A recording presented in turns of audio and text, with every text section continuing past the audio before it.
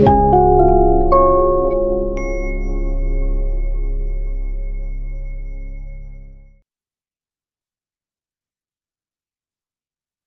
lanjutkan ya ke sesi 2. Saya akan jelaskan kepada Anda, ya mudah-mudahan tidak terlalu panjang, tapi juga tidak terlalu singkat, sehingga Anda punya pemahaman yang bagus tentang topik hari ini. Topik hari ini kita akan mulai membahas isu-isu utama dalam ilmu politik ya. Kalau di pertemuan 2 saya menyebutkan kita bahas secara sekilas ada aspek-aspek utama ilmu politik, yaitu ada negara, kekuasaan, decision making, dan sebagainya. Itu adalah termasuk isu-isu utama yang dibahas dalam ilmu politik. Nah, hari ini, mulai minggu ini, kita akan bahas tuh isu-isu itu. Mulai minggu ini kita bahas konsep negara dalam ilmu politik ya. Kita akan bahas apa itu negara, mengapa negara muncul, dan untuk apa negara ada. Ya. Oke, lalu dari situ nanti Anda bisa menilai sejauh mana tuh secara konseptual tadi negara Indonesia atau negara lainnya kita ukur ya, apakah sudah sesuai harapan atau tidak ya. Oke, mari kita lihat. Oke, supaya Anda paham, saya akan bantu Anda dengan slide ya. Oke, mana slide ini? Oke, ini.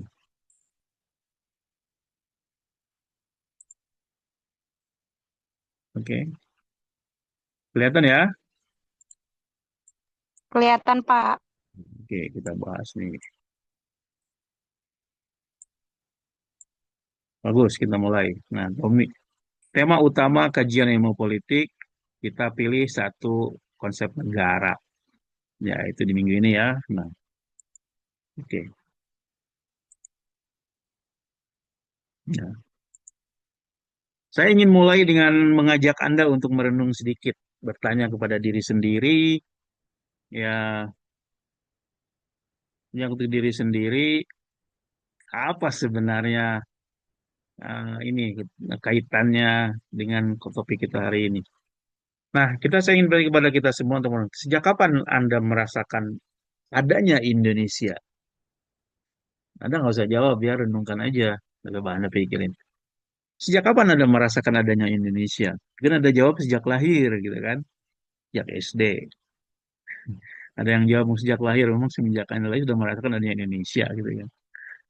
Sebenarnya kapan kita sudah mulai merasakan adanya Indonesia? Kan? Coba kita pikirkan.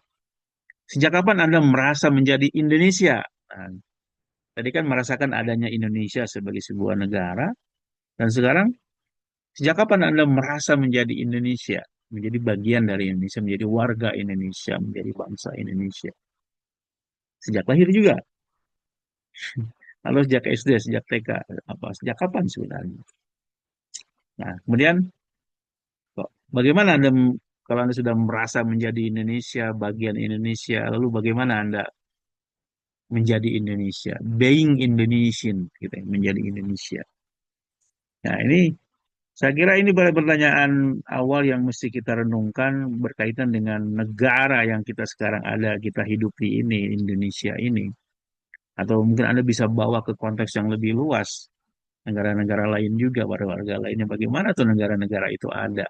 Ya, apakah emang Tuhan sudah menciptakan Indonesia itu sejak bahula? Bahwa emang Tuhan sudah menciptakan Malaysia itu seperti itu begitu, Amerika seperti itu dan sebagainya. Apakah itu baru-baru ini aja terjadi? Nah, kan? Nah, itu. Nah, ilmu politik akan bahas ini nih. Apa itu negara? Mengapa negara muncul dan untuk apa negara itu ada? Ya, di sini pentingnya nih ilmu politik membantu Anda menyadari dan memahami tempat lokasi di mana Anda hidup sekarang ini dan juga negara-negara lainnya yang ada di sekitar kita. Kalau kita dengan bicara dengan negara, kita berbicara tentang Indonesia sebagai negara dan pendiri-pendirinya, founding fathers. Founding itu pendiri, fathers itu bapak-bapak. Maksudnya bukan bapak, ya, para pendiri bapak-bapak, para pendiri bangsa gitu ya. Tapi bukan berarti bapak-bapak aja, karena banyak ibu-ibu juga terlibat dalam pendirian bangsa kita dan negara kita ini ya. Nah, dia sudah meninggal tuh bapak-bapak pendiri negara kita ini. Dari mulai yang tercatat Soekarno-Hatta, kan ada Syahrir, ada juga orang Sunda, ada Ada Juanda, ada Otto Iskandar Dinata, banyak gitu kan. Tapi Anda nggak tahu nih, Anda orang yang orang Sunda harus tahu tuh. Tokoh-tokoh besar di orang Sunda ada Otto Iskandar Dinata, ada Juanda, ada Iwa Sa, itu banyak itu ya yang Anda harus tahu. Di orang Jawa juga harus tahu juga dan sebagainya. Nah, belum yang tercatat tuh. Sebelum kemerdekaan mungkin banyak tokoh-tokoh yang terlibat dalam pendirian bangsa Indonesia, negara Indonesia ini, tapi kita tidak kenal sejarahnya. Nah, gitu. Nah, mereka sudah meninggal, banyak kan sudah meninggal. Nah, sekarang kita nih mungkin anak cucu atau buyutnya mereka gitu kan. Nah, sekarang kita tahu-tahu udah ada Indonesia gitu ya. Padahal dari mana katanya nggak tahu gitu. Jadi kita sekarang sebagai pewaris negara ini, ya. Nah, kita jadi pewaris negara ini. Anda pewaris negara ini. Nah, maka kita minimal menyadari nih, gimana nih negara ini bisa ada dan mengapa ada dan untuk apa ada. Ya. Oke, kita mulai dengan pengertian atau definisi apa itu negara. Negara itu naon. Jadi negara itu begini, ada dua istilah dalam bahasa Inggris yang mesti Anda bedakan pemahamannya, yaitu negara dalam bahasa Inggris itu yang pertama state. Nah, yang pertama yang ini nih, state. Tapi istilah state dalam bahasa Inggris memiliki makna dua. State dalam pengertian negara secara keseluruhan. Nah, Indonesia ini adalah negara secara keseluruhan, ah, dan sebagainya gitu kan. Negara dalam sebuah keseluruhan. Tapi juga di dalam sistem negara dunia sekarang ini ada negara dalam pengertian negara bagian.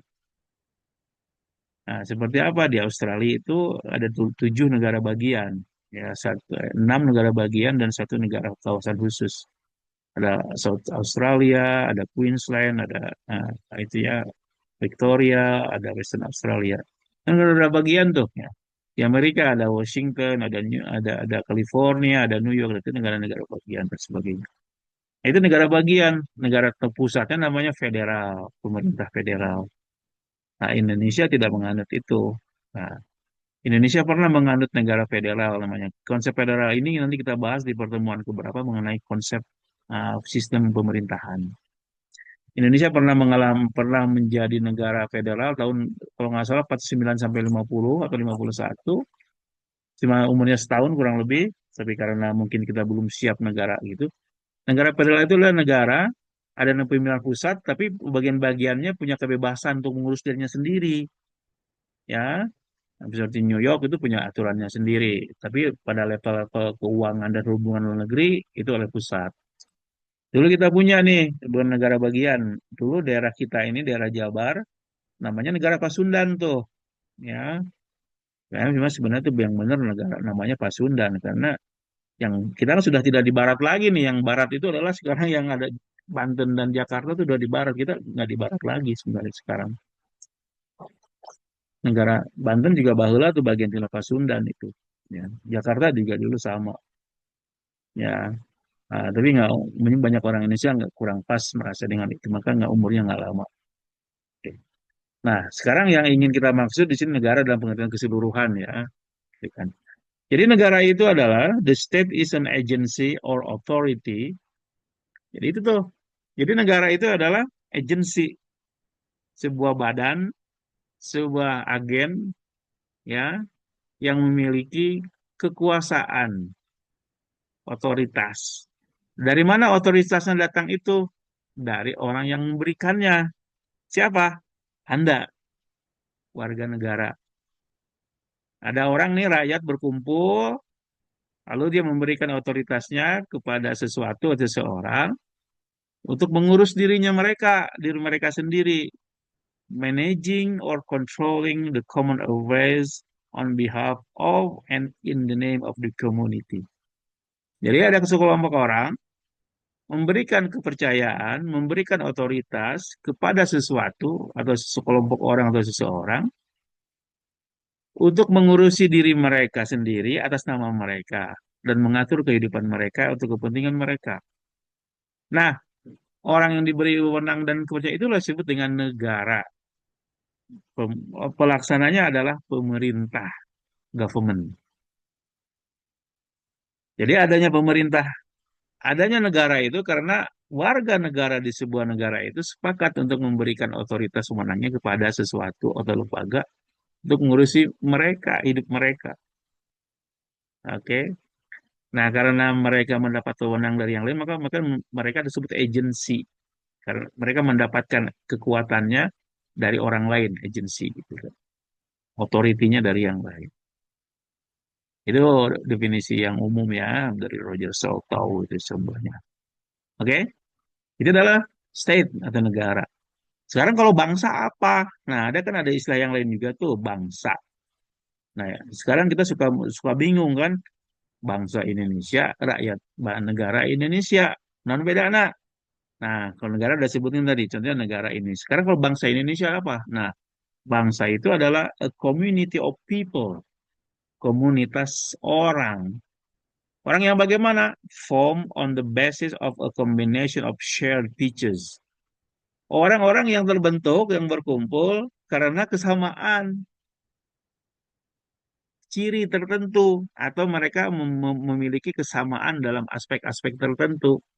Ada orang, sekelompok orang memiliki kesamaan, lalu mereka ingin berkumpul, bergabung, ya, diikat oleh kesamaan. Kesamaan apa? Mungkin bahasa,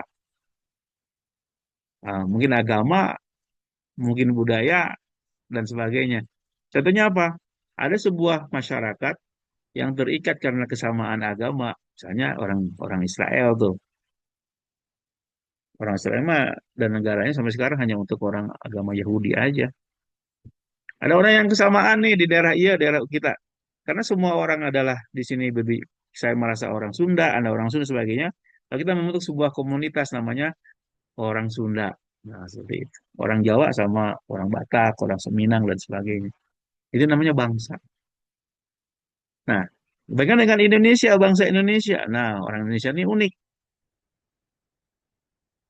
Sebelum Indonesia itu ada komunitas-komunitas yang berdasarkan bahasa yang berbeda, budaya yang berbeda. Ada Sunda, Jawa, Minang, Batak, Dayak, Makassar, dan sebagainya di Indonesia. Nah, lalu orang-orang ini mereka melepaskan keegoan sukuan mereka, mereka ingin menggabungkan diri mereka yang mengikat mereka bersama untuk melawan penjajah Belanda. Apa yang mengikatnya? Yang pertama bahasa, yaitu bahasa Indonesia. Nah, salah satunya itu.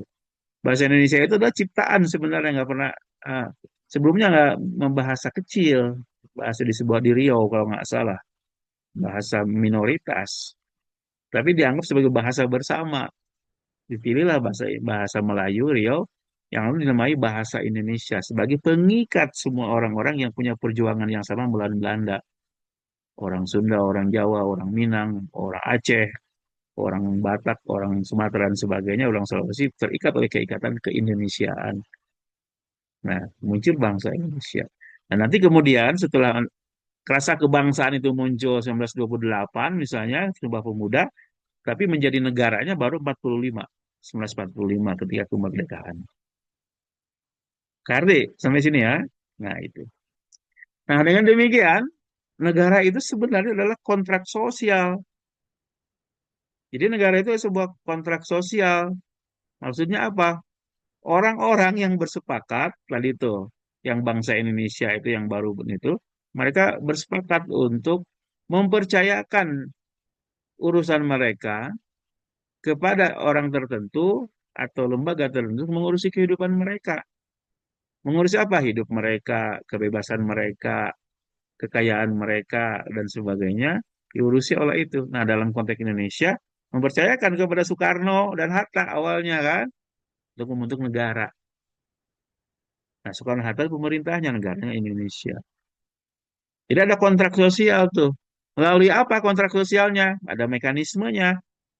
Bisa secara aklamasi, Anda menunjuk seseorang, seperti ketika itu zaman Soekarno-Hatta kan itu.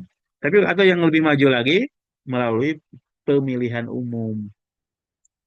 Wajar ketika ada Indonesia awal belum ada pemilu kan, Soekarno-Hatta disepakati aja sebagai presiden dan wakil presiden.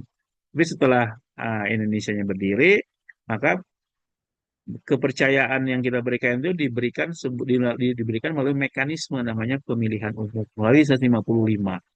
Nah, Anda tanggal 2000 tanggal Januari kemarin, Februari kemarin memilih ada ikut nyoblos itu ada melakukan kontrak sosial kepada pilih presiden pilihan Anda untuk mengurusi urusan Anda tuh di Indonesia ini. Anda yang milih Prabowo dan Gibran berarti Anda mempercayakan hidup Anda diurus oleh mereka berdua nih 5 tahun ke depan. Anda yang milih Anies dan Muhaimin, Anda percayakan tuh orang wewenang Anda kepada mereka berdua untuk mengurus 5 tahun hidup Anda oleh diurus oleh mereka berdua.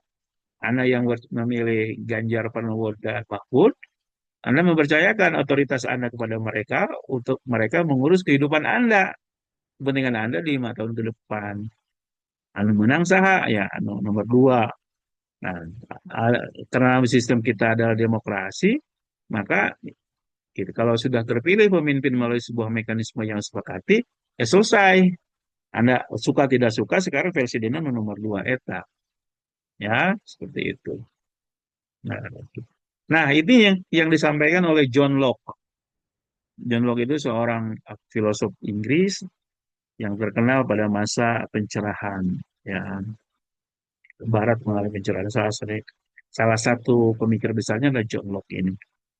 Ini karena sebenarnya kontrak sosial antara Anda dengan orang yang Anda beri kepercayaan oleh Anda. Oke, seperti itu. Nah, oke, itu negara tuh. Sekarang pertanyaannya, mengapa negara ada? Mengapa kita merasa perlu ada negara?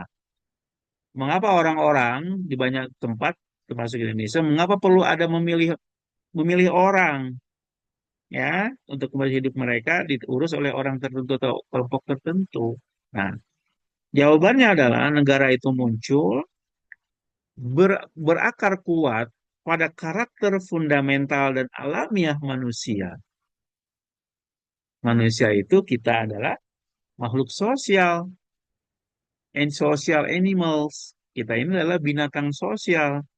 Kita ini adalah social creatures, makhluk sosial. Nah, kita ini pada basicnya adalah binatang, animal. Tetapi manusia punya karakter atau ciri fundamental yang berbeda dari kambing, dari kucing, dan sebagainya, binatang lainnya. Kalau kucing Anda sebanyak apapun misalnya, mereka tidak bisa bersosial, berkumpul. Misalnya kucing Anda, kucing tetangga Anda, se-RT itu kumpul, lalu mereka membuat sebuah organisasi kumpul. Ada nggak? Nggak ada kan? Tapi manusia gitu melakukan itu karena merasa manusia benar adalah makhluk sosial. Apa maksud dari sosial itu? Manusia itu tidak bisa hidup sendirian. Manusia tak ada satu orang pun manusia yang bisa hidup sendirian.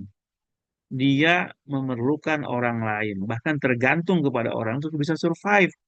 Anda coba seindividual, sesombong-sombongnya Anda, nggak mungkin Anda bisa hidup sendirian. Pasti banyak aspek hidup Anda, tapi Anda tidak sadari terpengaruh, bergantung pada orang lain. Nah, jadi ketergantungan kita kepada orang lain yang mendorong kita ingin berkumpul, membentuk grup, membentuk kelompok, lalu membina hubungan, relasi antar pribadi. Nah, ini adalah karakter fundamental kita. Nah, keinginan untuk selalu membentuk kelompok, bergabung, berasosiasi, inilah yang nanti mau wujud dalam sebuah negara. Pada awalnya mungkin membangun organisasinya kecil, yaitu hanya dari sebuah keluarga dulu. Lalu misalnya klan, ada suku, gitu kan, dan sebagainya. Kecil dulu tuh, 2 orang, 3 orang, lebih banyak. Lalu bentuk modern atau tertingginya dari keinginan bergrup, berkelompok itu adalah negara. Ya, seperti itu. Itu yang pertama. Yang kedua, ada faktor lain negara itu muncul, yaitu ada yang disebut dengan namanya gerakan nasionalisme, gerakan nasionalis. Nah, apa itu gerakan nasionalis? Yaitu dalam sejarah setiap bangsa itu akan muncul apa namanya terjadi peralihan kekuasaan, power shift. Misalnya di masyarakat tradisional tuh, maka akan terjadi peralihan kekuasaan, asalnya raja, misalnya seperti itu dan sebagainya. Maka ketika salah satu sifat karakter dari peralihan kekuasaan itu memunculkan sekelompok orang yang ingin mendirikan negara tertentu yang terlepas dari misalnya eh, dominasi orang lain, dominasi kelompok tertentu, atau ingin lepas dari kesukuannya, ingin merangkul banyak orang. Nah, ini seperti ini kita lihat di Indonesia. Sebelum 45, kita ini kan dijajah oleh Belanda dan Jepang, ya kan? Lalu pada awal akhir abad 19, awal abad 20 muncul kesadaran bahwa bangsa Indonesia itu di bawah kendali pengaturan orang asing. Orang Belanda kok bisa datang ke negara kita? Nah, mereka sadari begitu, gimana mereka bisa datang ke kampung kita? Maksa kita untuk nanam kopi, nanam naon deui, nanam kelapa, nanam karet dan sebagainya. Orang jauh-jauh datang kok bisa nyuruh-nyuruh kita nanam tertentu lalu dijual sama mereka dengan harga yang murah.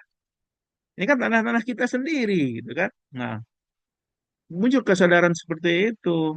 Nah, dari mana datangnya kesadaran itu? Terutama jangan Anda lupa, Anda tahu muncul di kalangan orang Islam pertama kali. Terutama orang-orang Islam dimulai yang pergi naik haji. Karena mereka berkenalan dengan orang-orang di dunia lainnya, melihat kampungnya dari luar. Oh, gini, ayo orang Belanda. Ayo orang di mana-mana datang. Kemudian setelah Belanda ada orang Jepang. Nah, munculkan kesadaran itu. Ingin merdeka, melepaskan diri, mengurus diri sendiri lagi, mendirikan sebuah negara namanya, namakan seperti gerakan nasionalisme. Dan umat Islam menjadi pelopor dan punggung utama gerakan nasionalisme di Indonesia.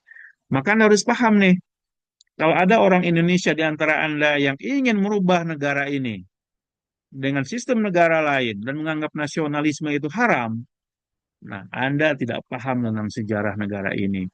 Umat justru di sini negara Indonesia adalah hasil perjuangan nenek moyang kita, gitu.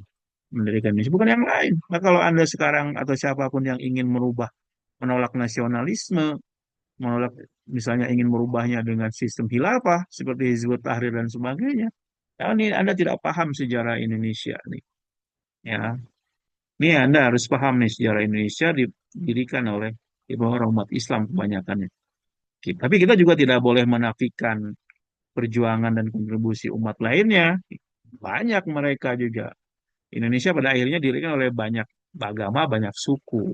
Ya, maka keberagaman agama dan suku bahasa menjadi hal yang penting di Indonesia. Maka para pendiri bangsa ini pinter. Bhinneka Tunggal Ika menjadi dasar negara kita. Fondasinya itu yang ada dalam Undang-Undang Dasar. Oke? Nah, kesamaan kesamaan ingin mendirikan sebuah bangsa, sebuah negara, itu kan terimajinasi itu oleh para pendiri-pendiri awal, tokoh-tokoh kita nasionalis, gerakan pemimpin gerakan nasionalisme itu. Jadi mereka sedang membayangkan mereka adalah komunitas masyarakat yang sama diikat oleh kepentingan yang sama. Jadi terimajinasikan. Maka ini tergambarkan dengan baik dalam penelitian dalam buku Benedict Anderson yang meneliti banyak di ahli Indonesia. Dia menulis buku tentang Imagine Community, komunitas terbayangkan, terimajinasi, yang dia menelusuri latar belakang kemunculannya nasionalisme. Dari situ, jadi nasionalisme, jadi sebuah bangsa diberi berasal dari sebuah imajinasi bersama. Ikatannya itu tidak terbayang, tidak wujud, gitu kan. Tapi mereka bersama-sama merasakan, terimajinasikan, diikat oleh ikatan yang sama, nasib yang sama dan sebagainya. Oke. Nah, sampai situ ya, harus paham tuh. Tadi apa itu negara, mengapa negara muncul. Anu katilu, sekarang apa tujuannya ada negara? Apa fungsinya? Kalau sudah ada negara berdiri, negara buat apa? Nah, di sini Anda harus paham. Anda tuh bangsa Indonesia jauh-jauh bersusah payah, mereka mengimajinasikan mereka dalam sebuah negara dan bangsa namanya Indonesia. Lalu berdirilah dengan susah payah 1945 negara Indonesia. Nah, pertanyaannya buat apa tuh Indonesia itu? Tujuannya adalah mereka bersusah payah mendirikan Indonesia. Satu, bonum bonum publikum. Kepentingan orang banyak, common good, terwujudnya kepentingan orang banyak, terwujudnya kepentingan bersama, Commonwealth, terbentuknya kesejahteraan bersama. Itu orang Indonesia, masyarakat Indonesia mempercayakan Soekarno-Hatta dan sebagainya supaya mereka mengurusi kebanyakan kita semua. Untuk apa? Supaya mereka kita percayai mengurusi kita, menciptakan kesejahteraan bagi kita, mengurusi kepentingan kita bersama, bukan kepentingan mereka atau kelompok tertentu. Pemilu itu begitu. Anda mempercayakan calon yang Anda pilih supaya kehidupan Anda diurus oleh mereka tuh. Berikan otoritas kepada Anda mengurusi kehidupan Anda 5 tahun ke depan minimal. Anda melakukan kontrak sosial. Setelah berikan, mereka tugasnya memelihara dan melaksanakan kepentingan kita. Caranya bagaimana? How-nya by managing or controlling public affairs. Nah, mereka yang akan mengatur bagaimana caranya pelaksanaan memenuhi kebutuhan-kebutuhan orang banyak, ekonominya, politiknya, pendidikannya, dan sebagainya. Atau sebaliknya, mengendalikan kepentingan orang banyak, ya, karena mereka punya kekuasaan. Anda beri kekuasaan. Nah, dengan demikian, negara yang terbentuk itu punya fungsi minimal ada 4, yaitu menciptakan law and order, terciptanya hukum dan ketertiban. Maka di negara yang kita pilih itu ada pemerintahnya, tugasnya menciptakan hukum, supaya semua orang sama di depan hukum kalau ada masalah. Ada ketertiban, ketenangan, kedamaian, dan sebagainya. Maka dibentuklah polisi yang bertugas mengatur ketertiban masyarakat. Polisi itu tugasnya adalah mengatur ketertiban dalam negeri, ya. Beda dengan tentara. Nah, nanti yang di defense itu. Jadi well order ini ketertibannya adalah polisi yang ngatur. Polisi tidak boleh bersenjata seharusnya. Nah, mestinya bukan adalah lepas dari militer. Dia di bawah Departemen Dalam Negeri kalau negara-negara maju. Nah, tugasnya ketertiban masyarakat. Oke, seperti itu. Yang kedua, fungsi negara adalah menciptakan welfare, kedamaian, kesejahteraan. Karena sudah Anda berikan tuh wewenang Anda kepada pemimpin yang Anda suka, yang Anda pilih, mereka sekarang berfungsi membuat Anda semua sejahtera. Dari mana? Dari kekayaan yang Anda punya di negara kita ini. Di atasnya, di bawahnya, di air, di udara, dan sebagainya. Pajaknya dan sebagainya. Anda rela diambil pajak kan? Supaya itu digunakan untuk kepentingan bersama. Supaya kita semua sejahtera. Welfare-nya. Ya, seperti itu.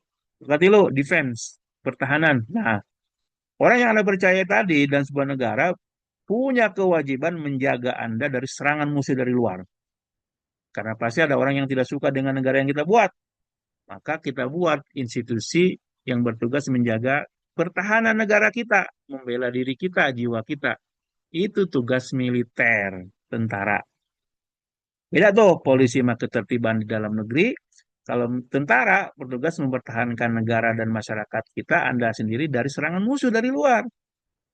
Beda, jangan campur aduk. Nah, kalau sekarang ada ide-ide kembali lagi seperti zaman Orde Baru, tentara diberi wewenang di luar pertahanannya masuk sosial politik, masuk bisnis. Nah, benar nggak itu secara fungsi negara? Pada zaman Soeharto itu dulu begitu, tentara polisi masuk ke urusan sosial politik, jadi bupati, jadi gubernur, ngurus bisnis dan sebagainya.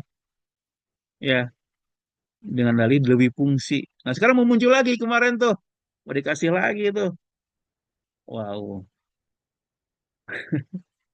sekarang udah kelihatan juga tuh eh, mantan-mantan tentara atau yang masih aktif juga masuk ke departemen-departemen, khususnya yang sedang di bawah Menteri Pertahanan Prabowo tuh. Jadi orang juga sekarang mulai khawatir tuh di yang sekarang bahkan banyak militer masuk. Nah, berarti apa tuh? Melenceng apa tidak dari fungsi negara? Ya, gitu. Tentara ngurusi pertahanan, lain ngurusi bisnis. Maka negara wajib memenuhi kebutuhan mereka supaya tentara kemikir deui beteungna, rumahnya terpenuhi, kehidupan sejahtera terpenuhi, supaya mereka fokus kepada pertahanan. Yang terakhir, fungsi negara, karena apa negara dibuat, social justice. Mereka kita percayai, kita beri otoritas sebagai negara untuk menciptakan keadilan sosial.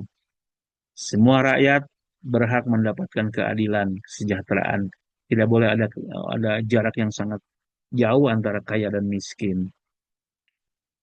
Kekayaan yang kita mau sebuah negara punya harus diberikan kepada banyak orang. Jangan dimiliki oleh orang tertentu. Supaya apa? Social justice. Keadilan sosial ada dalam sila kelima. Benar nggak? Nah itu tuh. Nah ini nih, empat besar fungsi negara yang dibuat. Ya, seperti itu. Nah, kita bisa lihat apakah negara berfungsi seperti ini atau tidak sekarang ini. Nah, dengan demikian, negara punya ciri tiga besar. Koersif yang pertama. Koersif itu memaksa. Karena Anda beri wewenang, sebagai rakyat melalui pemilu, Anda beri wewenang negara untuk mengurusi Anda, maka negara punya kekuasaan memaksa, tanda petik, memaksa orang-orang supaya taat aturan, memaksa supaya orang-orang taat hukum, ya. Nah, supaya ketaatan itu terjadi, orang yang bertugas memaksa.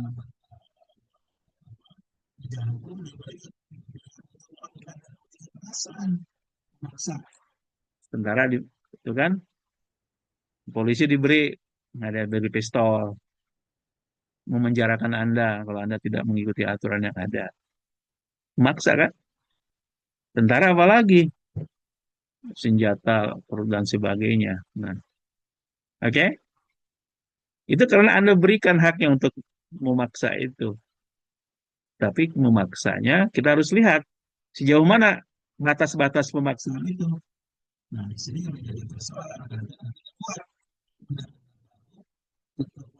paksa itu tidak boleh semena-mena. Ada asasi warga seluruhnya, asasi manusia, ada tapi batasnya ini, asasi ini, asasi itu. Jangan melanggar asasi warga. Hak hidupnya diambil, misalkan hak pendidikan dan sebagainya. Wajib negara ada monopoli, negara ini punya kekuasaan tunggal. Sebelum berkuasa di sini, presiden itu di kita adalah simbol kekuasaan yang tertinggi nih kita.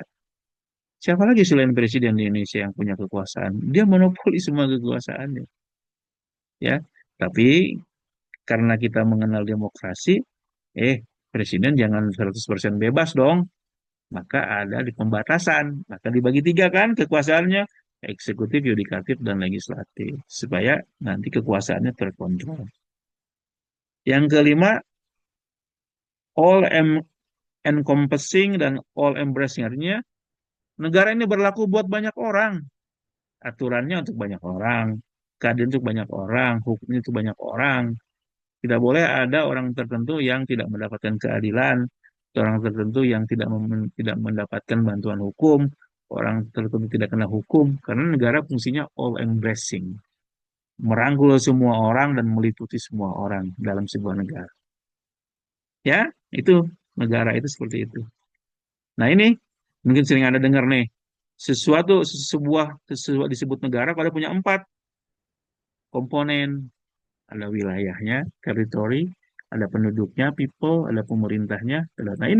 Nah ini negara yang Anda berikan ke otoritasnya kepada orang tertentu ini harus punya ini. Wilayahnya, Indonesia punya sekarang kan? Penduduknya ada, Anda, kita semua. Pemerintahnya ada, kedaulatannya punya, iya. Satu saja ini hilang, belum menjadi negara. Contohnya apa sekarang? Palestina. Palestina wilayahnya belum, karena masih direbut sama Israel.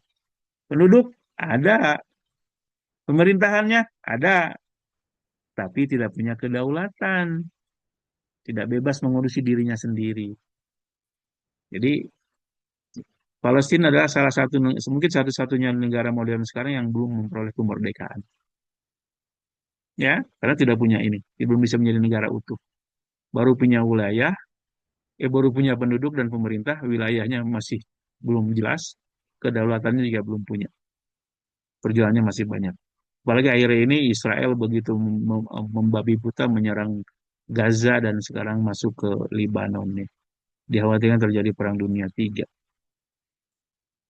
Nah, kalau Anda tertarik meneliti negara dalam perspektif ilmu sosial, Anda bisa menggunakan pendekatan-pendekatan yang biasa dipakai oleh ilmuwan politik. Seperti yang minggu lalu saya jelasin kepada Anda. Pendekatan-pendekatan dalam ilmu politik. Nah, itu banyak tuh, kan? Anda boleh pakai pendekatan legal institusional, Anda boleh pakai pendekatan perilaku kumaha, perilaku negara, bagaimana bisa boleh pakai perspektif konflik dari Marxis, Anda boleh pakai teori ketergantungan dari Wallerstein, tuh banyak tuh ya. Ini hanya empat saja sebenarnya. Saya ingat minggu lalu tuh saya tunjukkan beberapa pendekatan yang bisa digunakan, yang biasa digunakan dalam kajian ilmu politik. Nah, Anda tertarik mengkaji tentang bagaimana negara, Anda bisa memakai pendekatan-pendekatan tadi. Ini terakhir ya, nih pesan saya buat Anda yang mahasiswa, kudu daek maca. Namun daek maca ulah jadi mahasiswa. Ya, mudah-mudahan bermanfaat. Sampai ketemu di pertemuan berikutnya. Assalamualaikum.